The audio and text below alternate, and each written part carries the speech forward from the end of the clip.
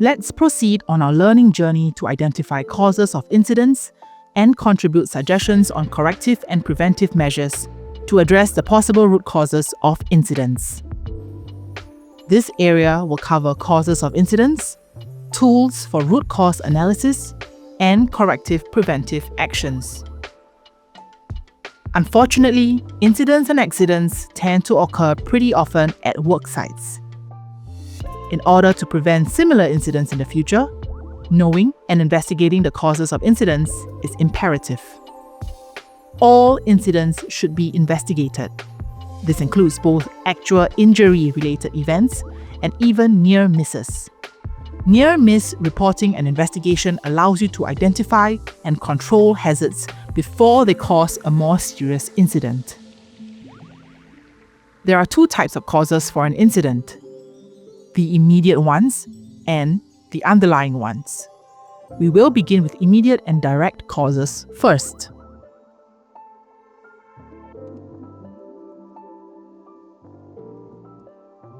The first cause is the unsafe conditions and practices at the worksite.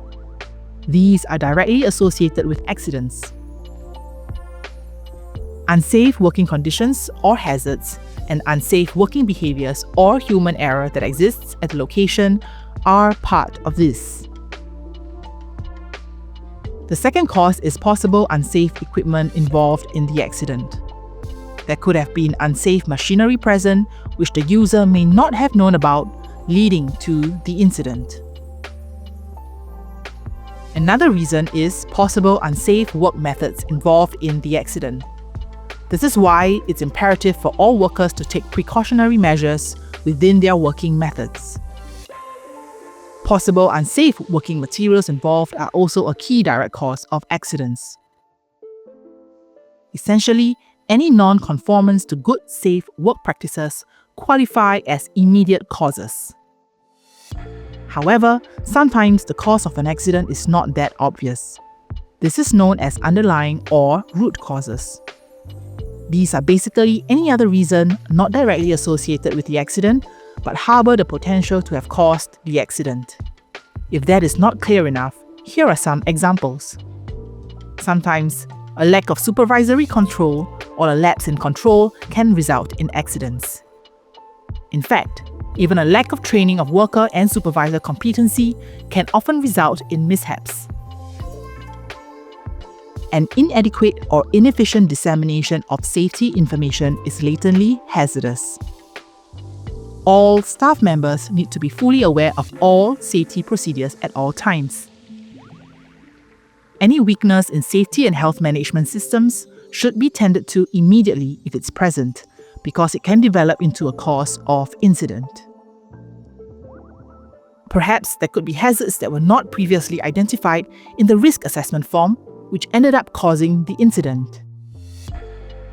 A lack of management control can also result in such situations. The last example is that of an act of terrorism, rare but fully possible. What is the common cause for most incidents? Good question. Well, unsafe acts and conditions, together with design failure, are the most common causes of incidents. Sometimes one of these causes alone is enough to spark an accident. Other times, a combination of these factors can cause the incident. Now you're a little more familiar with unsafe acts and conditions, but do you also understand what design failures are? Design failures are usually beyond a supervisor's control. However, he or she should always highlight them to the designer if he or she suspects any inadequacy. Examples of design failures are insufficient bracing and insufficient load consideration. Unsafe acts are violations of commonly accepted safe practices and procedures. The prime example of an unsafe act is an inappropriate or unauthorized act. This refers to something a person did which he or she should not have done or was not authorized to do. Another example is the failure to follow an established procedure. This refers to something a person should have done differently.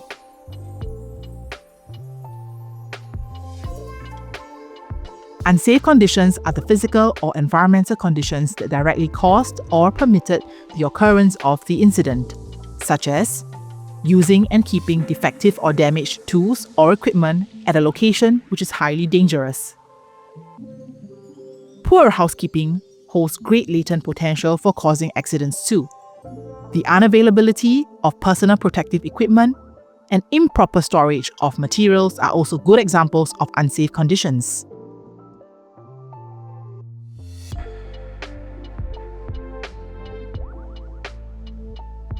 Have you ever heard of root cause? This phrase is used so often. Root causes are actually the human and job factors that lead to the incident.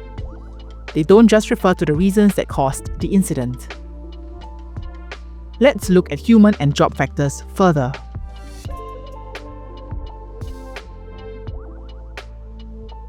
Human factors encompass a variety of things.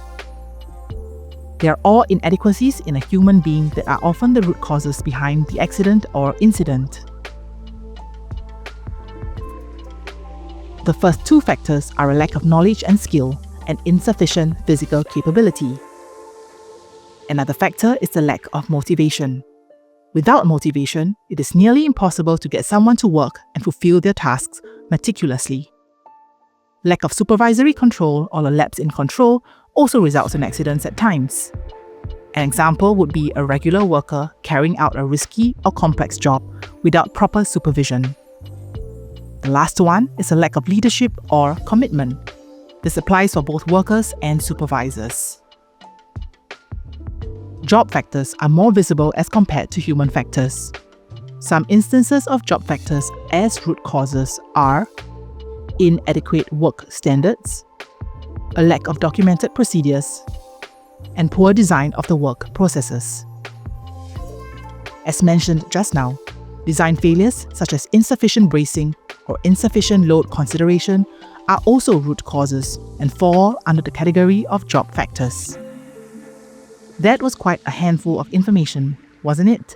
Don't worry if it takes time for you to digest all of it. But while you're trying, take a look at this flowchart. This diagram effectively consolidates the majority of the information you were taught and shows you the relationships between the causes and their respective effects. Do study this chart further in your own time.